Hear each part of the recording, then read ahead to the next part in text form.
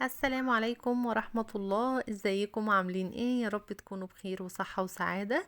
فيديو جديد النهاردة مع بعض، فيديو خفيف وعلى السريع.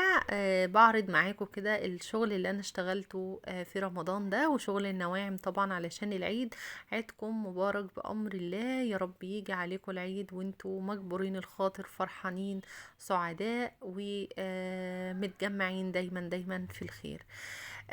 اللهم صل وسلم وبارك على سيدنا محمد، صلاة تنحل بها العقد وتنفك بها الكرب وتقضى بها الحوائج. زي ما انتم شايفين كده، ما شاء الله اللهم بارك. يعني بجد خسران اللي ما خدش مني نواعم السنة دي.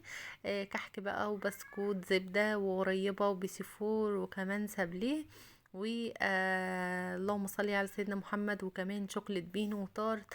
يعني شوية حاجات كده أمارات، يعني معمولين بحب بجد. كمان أنضف وأحلى بكتير جدا جدا من شغل المحلات، وعن ثقة بجد. يعني أنا ضامنة الحاجة اللي أنا بستعملها، الخامات اللي أنا بجيبها ده كله. مش بستعمل لا محسنات ولا مكسبات طعم ولا أي حاجة. فبفضل الله بفضل الله الحاجة طالعة روعة، يعني بجد بجد أحلى من الصور بكتير. أسيبكم مع باقي الفيديو، وان شاء الله باذن الله نبدا كده بعد العيد شغل كده في القناه بكل نشاط وهمه. واشوفكم على خير، مع السلامه.